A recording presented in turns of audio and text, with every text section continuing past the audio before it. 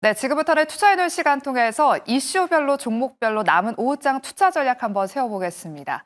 오늘 함께할 두 분은요. 레몬리서치의 김민수 대표, 815 머니톡 이주연 이사 두 분과 함께하겠습니다. 어서 오세요. 네, 또 저희가 마지막 순서로는 탑픽주를 공개해드리고 있는데요. 지난주 우리 두 분의 탑픽주도 정말 일주일 만에 수익이 잘 나고 있습니다. 먼저 김민수 대표님의 원택, 미용기기 관련주 원택을 말씀해 주셨는데 말씀해 주시고 나서 지금 꾸준하게 우상향 기조를 그리고 있습니다. 원택은 계속해서 보유해 볼까요, 대표님?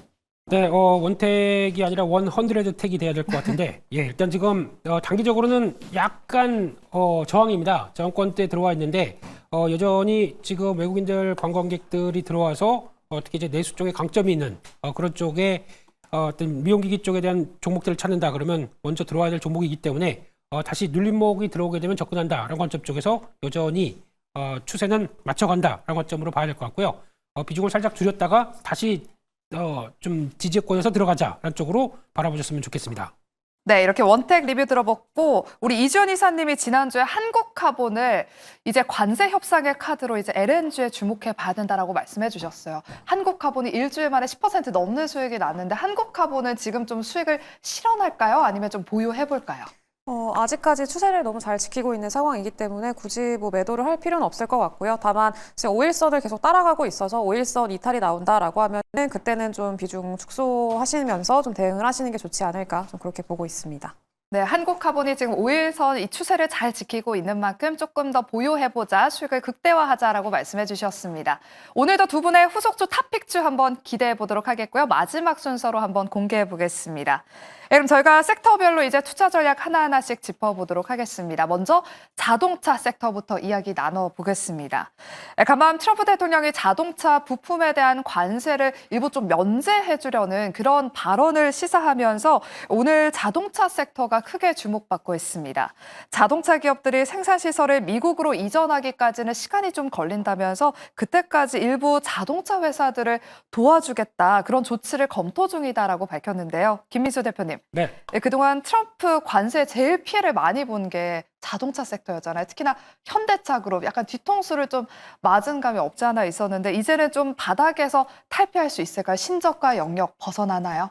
네, 뒤통수를 맞아도 아주 시게 맞았죠. 예, 네. 지금 이런 차원에서 이번에 나왔던 얘기들 특히 관세에 관련된 쪽에서 가장 큰 피해가 어디겠느냐라고 하게 되면 결국 돌고 돌아서 미국 소비자들이고 미국 기업들이고 이런 관점들이 나오고 있는데 그래도 계속 고집하고 있습니다. 그런 쪽에서 하다 보니까 이렇게 되면은 우리한테 타격을 받겠네 라는 관점 쪽에서 자동차 회사들 특히 부품사들 쪽에서 공급망을 다시 만들고 재편하기까지는 시간이 걸리기 때문에 그 사이에 지금 지원을 해주겠다 그 관점 쪽에서 어제 미국 시장에서 종목들 강하게 좀 돌아왔다라고 봐야 될 것 같고요.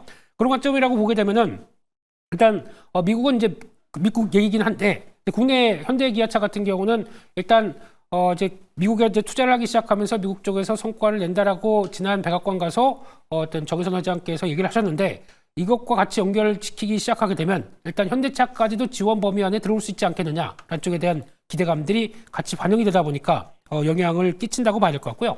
하지만 그거는 스토리고 이게 불확실성은 여전히 남아있다는 관점 쪽에서 특히 품목 관세와 관련된 쪽에서 지금 들어오고 있는 자동차나 철강, 뭐 알루미늄, 게다가 또 앞으로 이어질 반도체 그리고 또 의약품 이런 쪽들은 여전히 어떤 부담감이나 아니면 불확실성이 크다는 관점 쪽에서 이 부분은 어느 정도 또 다시 언급이 나올 때까지 좀 기다려봐야 되겠죠. 그렇기 때문에 일단은 어떤 기대감 때문에 움직인다라고 하는 관점이기 때문에 일단 현대차 같은 경우 지금 낙폭이 컸던 부분들을 일정 부분 되돌린다는 관점으로 보게 되면 약 한 19만 원대부터 20만 원 가기는 약간 어려울 것 같고요. 한 19만 원대 중반대 정도까지는 다시 반등이 좀 들어오리라 생각하고 있습니다. 그런 쪽에서 들어온다고 하더라도 아직 뭐 특별한 결정이나 아니면 어떤 정도 혜택이 없는 한은 저항이 나올 수가 있기 때문에 일단은 그동안에 오히려 조금 비중이 높았다라고 하시는 분들은 좀 비중을 줄여가면서 다음 뉴스를 좀 대기하는 게 더 맞지 않느냐라고 생각하고 있습니다. 네, 일단 반도체 관세와 관련해서는 아직 확정된 게 없고 일단 면제를 시사하는 그런 발언만 나왔기 때문에 지금 기술적 반등이 나왔을 때 일부 비중을 좀 줄여보는 전략도 유효하다라고 말씀을 해주셨습니다. 이렇게 하루가 다르게 말이 바뀌는 이 트럼프 대통령의 관세 정책에 섹터별로 대응 전략도 날마다 달라지고 있는데요. 다음은 저희가 반도체 이야기 나눠보겠습니다. 여전히 반도체 관세와 관련해서는 좀 불확실성이 여전한 상황입니다. 지금 트럼프 행정부에서 반도체 관세 부과를 위해서 사전 작업에 나서고 있다고 합니다. 조사에 착수했다는 그런 기사가 확인됐는데요. 이주연 이사님.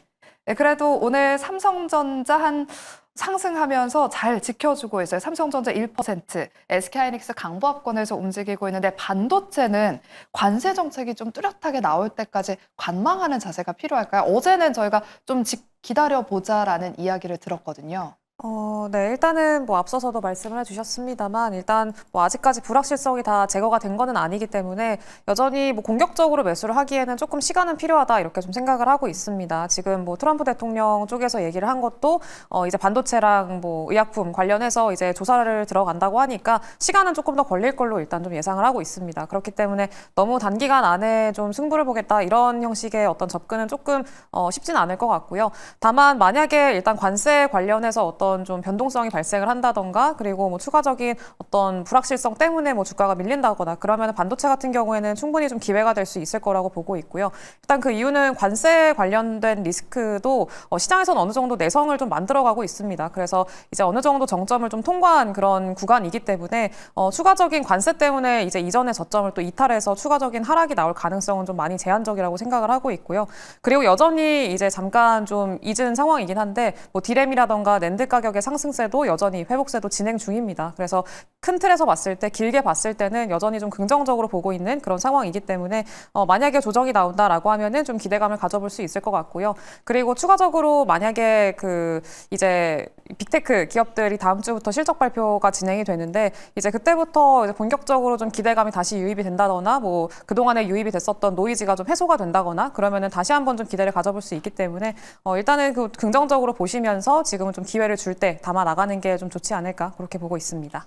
네, 지금 당장 반도체 섹터를 적극적으로 매수하기보다는 좀 분할로 들어가 보자라는 말씀을 전해주셨는데요. 또 업황 회복세도 지금 이어지고 있기 때문에 본격적으로 빅테크 기업들의 1분기 실적이 발표된 이후에 좀 확인한 이후에 좀 적극적으로 들어가 보자라고 말씀 전해주셨습니다. 그리고 저희가 어제 투자인원 시간에서 AI 소프트웨어의 대안으로 로봇주 좀 어떨까 이런 이야기를 나눠봤는데 오늘 딱 그 로봇주들이 정말 시세가 강하게 분출되고 있습니다. 지금도 로봇주들 안에서 TXR 로보틱스가 20% 넘게 급등하고 있고요. 휴림 로봇, 두산 로보틱스 10%대 급등세를 보이고 있습니다. 김민수 대표님, 네. K 휴머노이드 연합에 두산 로보틱스가 참여한다는 소식이 좀 시장에 훈풍을 불어넣고 있는 것 같아요. 로봇주들이 지금 고점과 좀 대비를 한다면 많이 좀 떨어지긴 했더라고요. 로봇주들 추가 상승세 기대해봐도 될까요? 일단 많이 빠졌고요. 게다가 정책적인 얘기는 아직 안 나왔습니다. 그런 쪽에서 미리 그냥 저희가 막 시나리오 짜는 거죠. 이쪽이 될까 저쪽이 될까 막 그런 쪽에서 매수세가 모이면 이런 결과가 나온다라고 봐야 될 것 같고 가장 먼저 촉발했던 거는 두산 로보틱스입니다. 이 회사가 이제 휴머노이드 로봇 쪽으로 진출하겠다라는 쪽과 함께 M&A를 통해서 덩치를 키우겠다. 돈은 어디 있는지 모르겠지만 그런 쪽으로 나가고 있다라는 쪽으로 봤었을 때는 기대감이 좀 채워질 만하죠. 거기다가 또 이렇게 많이 낙폭 과대 이후에 돌리는 모습들 쪽에서는 그런 동력들이 필요하다 보니까 이어졌다고 봐야 될 것 같고요. 특히 정책적 관련된 쪽으로 혹시나 대선 주자들이 또 얘기하지 않을까 가능성은 있습니다. 한국 같은 경우는 무엇보다 산업용 로봇 쪽에서는 어느 국가보다도 적용률이 높다 보니까 산업의 침투율 90%까지 나올 정도로 강한 로봇의 강점들을 갖고 있고 또 특히 협동 로봇이죠. 이쪽과 관련된 쪽들은 그래도 국내 산업 현장 쪽에 많이 진입해 있다라는 쪽에서 어떻게 보면 많이 진입해 있다 보니까 이쪽에 대한 밸류를 더 크게 주기는 어려운 쪽으로 지금 많이 진행이 되었었죠. 근데 이런 회사가 휴머노이드 로봇을 진행한다라고 하게 되면 또다시 약간 기대감이 열리면서 나올 수 있는 변화다라는 쪽으로 보는데 이런 쪽에서 지원을 한다고 하게 되면 대선 주자들의 지원은 아무래도 휴머노이드 쪽에 집중이 될 수밖에 없겠죠. 그러다 보니까 그와 관련된 쪽들 그리고 특히 아마 밸류체인으로 본다라고 하게 되면 휴머노이드 쪽에서 들어가고 있는 액추에이터나 뭐 감속기 관련된 하드웨어 쪽은 솔직히 중국 쪽에 많이 밀립니다. 그런 쪽에서 가격 경쟁력으로 따진다 그러면 이쪽이 그렇게 크게 부각을 받을 수가 없기 때문에 만약에 본다라고 하게 되면 아마 솔루션 관련된 쪽이나 제어 시스템 쪽으로 보시는 게 더 맞지 않나라는 쪽에서 그쪽을 좀 더 챙겨보시는 걸로 그렇게 봐야 될 것 같고요. 그렇게 되면 답은 뭐 클로봇이나 CMS 같은 종목들이 더 좋겠다 이렇게 말씀드리겠습니다. 네, 액추에이터나 감속기 쪽 저희가 그동안 이야기를 많이 들어봤는데 중국 쪽에 우리나라 기업들이 밀리고 있기 때문에 오히려 솔루션이나 제어 쪽을 보자. 그중에서 클로봇 또 말씀을 해주셨습니다. 시메스도 언급해 주셨으니까요. 로봇 특징주로 눈여겨보시기 바랍니다. 이어서 다음으로는 LNG와 전력 관련 종목들 투자 전략 한번 세워보도록 할게요. 한덕수 대통령 권한대행이 조만간 알래스카 LNG 프로젝트와 관해서 화상회의를 하루 이틀 이내 하겠다라고 밝히면서 장 초반부터 강관, 가스관 관련 종목들이 급등하고 있습니다. 이주연 이사님. 네. 저는 좀 윗꼬리가 달리지 않을까 했는데 지금 시세를 보니까 관련주들 전고점을 돌파하거나 지금 근접한 모습을 보여주고 있습니다. 보유하신 분들 지금 좀 기회로 빠져나와야 될지 이 부분 궁금하고요. 아니면 추가 상승을 더 기대해봐도 될지 대응 전략 세워주실게요. 일단은 많은 종목들이 최근에 또 빠르게 좀 상승이 나오면서 어느 정도 좀 매물 소화가 필요한 구간까지 진입한 종목들이 꽤 많이 보입니다. 그래서 그런 종목들 같은 경우에는 말씀 주신 대로 윗골이라던가 혹은 좀 단기적으로는 쉬어갈 가능성들이 좀 있기 때문에 좀 이제 좀 밀리기 시작을 한다 혹은 또 이제 손절 라인 또 확실하게 잡아두시고 익절 라인 확실하게 잡아두시고 거기 이탈한다라고 하면은 일단 비중 축소로 좀 대응을 하시면서 다시 밑에서 담는다던가 그런 전략은 좀 괜찮을 것 같고요. 일단은 지금 추세가 좀 지지되는 걸 확인을 하면서 트레이딩 관점에서 접근을 하시는 거는 지금 특히나 강관, 스틸 관련한 그런 종목군들 같은 경우에는 괜찮겠다 이렇게 좀 보고 있습니다. 워낙에 LNG 관련해서는 지금 모멘텀이 계속 이어지고 있는 상황이기 때문에 지속적으로 좀 활용은 할 수 있지 않을까 이렇게 생각을 하고 있고요. 다만 지금 구간에서 신규 매수에 들어가겠다 이런 거는 조금 보수적으로 봐야 되지 않을까 좀 그렇게 보고 있습니다. 그래서 지금은 강관 관련해서 어떤 트레이딩 관점에서 접근을 하시는 것보다는 오늘 좀 조선주들도 일부 쉬어가고 있고 어제 강했었던 조선 관련한 기자재들도 오늘 좀 일부 쉬어가는 그런 흐름들이 나타나고 있는데 차라리 조선 그리고 조선 기자재 관련한 종목군들 안에서 좀 기회를 찾아보시는 게 더 좋지 않을까 좀 그렇게 생각을 하고 있습니다. 대표적으로 엔진 관련한 종목군들 같은 경우에도 최근에 좀 이슈들이 많이 들어오고 있는 그런 상황인데 일단은 한화 엔진이라던가 HD 현대마린 엔진이라던가 이런 기업들 같은 경우에는 최근에 좀 올라오고 나서 또 일부 쉬어가는 흐름들이 보입니다. 그래서 다른 조선주들이라던가 강하게 신고가까지 올라온 그런 종목들 대비해서는 이제 그래도 가격적인 메리트는 좀 일부 있는 그런 종목들이 좀 있으니까 그런 쪽에서 차라리 기회를 더 찾아보자 이렇게 좀 말씀드리겠습니다. 네, LNG 관련 종목들은 현재 매물을 소화하는 구간에 진입했다라고 말씀해 주시면서 신규 접근은 좀 지양해보자라고 보수적인 코멘트를 주셨고요. 오히려 조선 쪽이나 조선 기자재 쪽을 보자라고 말씀해 주셨습니다. 네, 그리고 오늘 오랜만에 전력 설비, 전선주들도 동반해서 상승하고 있습니다. 김민수 대표님, 전력 설비 쪽에 오늘 움직이는 게 지금 여러 대선 후보들이 AI 이야기를 하면서 AI 투자가 늘어난다면 그렇다면 전력 수요가 증가하겠구나. 그래서 이렇게 오늘 전력 설비 쪽이 움직이는 것인지 이 오르는 이유가 좀 궁금하고요. 그리고 키 맞추기 상승 연속성 있게 좀 이어질 수 있을지 이 부분도 짚어주실게요. 네, 일단은 요즘 대선 주자의 입에 따라서 계속 또 시장이 눈길을 가고 있는데 그 중에 하나가 이제 또 AI 관련된 쪽에 여러 가지 공약들 나오기 시작했죠.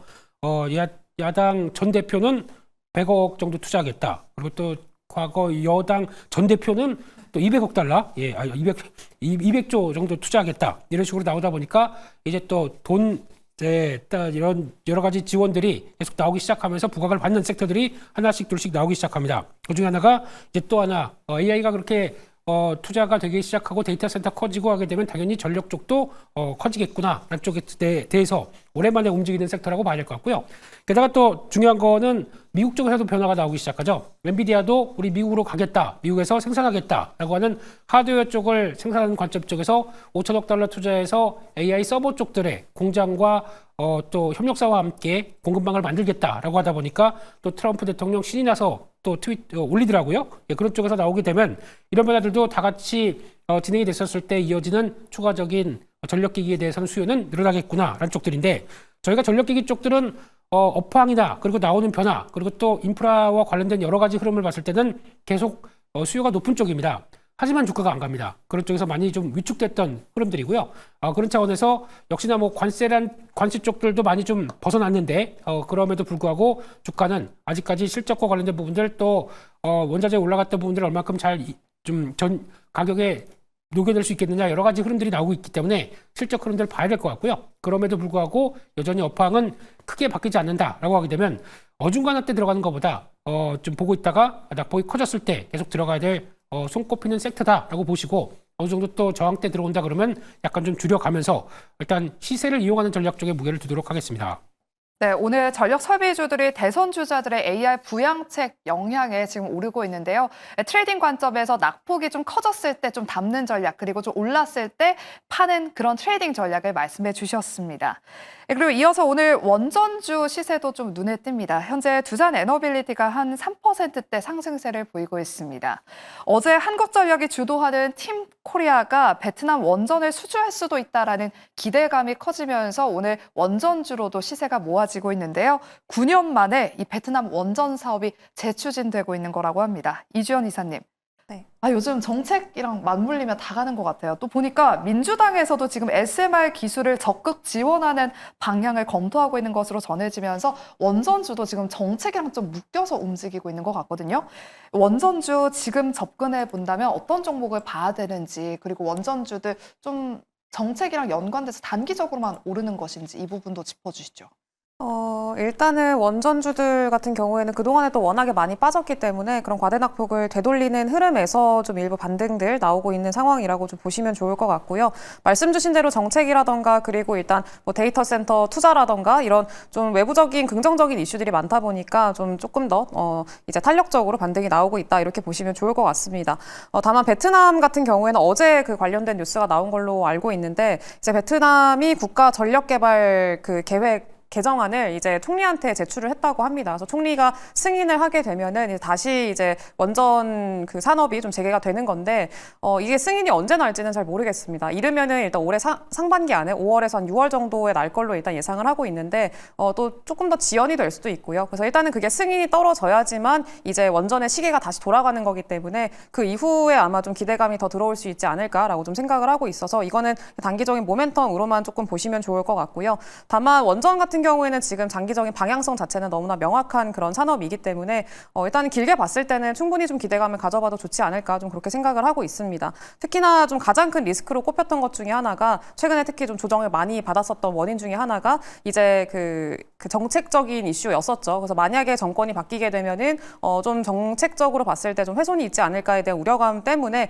반사적으로 좀 기술적으로 조정이 나왔다 이렇게 볼 수 있을 것 같은데 그런 우려감도 일부 해소시킬 수 있을 만한 어떤 이슈들이 나온 게 방금 말씀 주신 대로 더불어민주당 쪽에서 원전 산업 종사자 그 간담회를 이번에 열었는데 원전 산업 관련해서 SMR 특히 관련해가지고 좀 적극적으로 지원하는 방안을 검토하겠다 이런 내용들이 나왔다고 합니다. 그래서 이제 그런 것들도 좀 불확실성을 제거할 수 있을 만한 요인이기 때문에 좀 긍정적으로 평가를 할 수 있을 것 같고요. 그래서 일단 앞으로 어떤 기업을 봐야 될까에 대해서는 당연히 지금 SMR 주기기 관련해서는 두산 에너빌리티가 거의 우리나라에서는 가장 대표적인 기업이기 때문에 두산 에너빌리티를 중심으로 좀 보시는 게 좋을 것 같고요. 그리고 그거 외로 만약에 좀 해외 원전 수출에 좀 참여를 하게 되고 팀코리아 수주에 대한 기대감이 좀 유입이 된다라고 하면은 이제 현대건설이라던가 DLENC라던가 기존의 원전 관련한 어떤 좀 이력을 가지고 있는 기업들 같은 경우에는 추가적으로 좀 기대감을 가져볼 수 있겠다 이렇게 좀 판단을 하고 있습니다.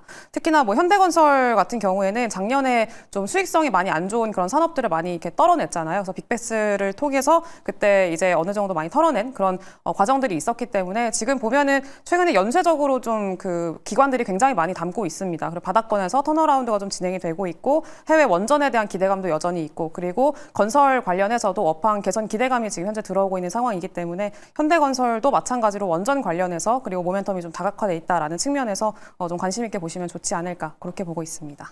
네, SMR 안에서는 두산 에너빌리티를 일단 대장주로 눈여겨봐야 된다라고 말씀해 주셨고요. 수주 이력이 있는 기업들 중심으로 현대건설과 DLENC를 특징주로 꼽아주셨습니다.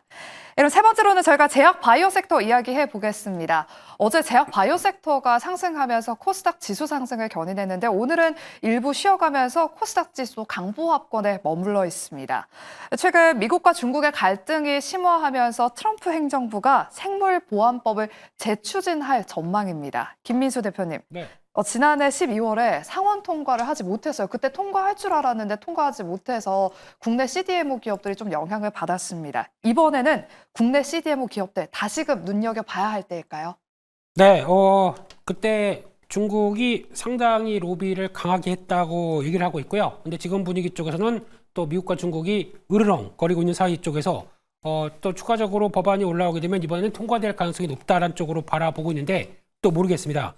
로비는 항상 또 돈과 여러 가지 권력들을 좀 흔들고 있기 때문에 그럼에도 불구하고 지금 기조 자체는 중국에 대해서 새로 성장하려는 여러 가지 산업에 대해서 제재와 압박이 들어간다라는 관점으로 보게 되면 통과 가능성이 높겠죠. 그런 관점 쪽에서 특히 CDMO 관련된 쪽들 이렇게 되기 시작하게 되면 그동안에 어떤 중요한 중국의 2030년까지 성장세를 끌고 왔었던 대표적인 CDMO 업체인 우시앱틱 같은 경우가 아마 탄력들이 좀 타격을 받는다라고 하게 되면 그에 따라서 아무래도 인도나 한국 쪽, 특히 한국은 글로벌 1위 CMO를 갖고 있는 삼성바이오로직스죠. 이쪽에 대한 기대감들이 상당히 높은 게 지금 현실이 아닌가 생각은 되고 있는데 그럼에도 불구하고 이쪽의 종목들이 강하게 못 가는 이유는 아무래도 이번에 이어질 의약품 관련된 관세에 대한 여러 가지 분위기들 아직 정해지지 않았다라는 쪽들인 것 같고 거기가 어느 수준이냐에 따라서 삼성바이오도 마찬가지고 셀트리온도 CMO가 있죠. 그렇기 때문에 이쪽도 미국 공장을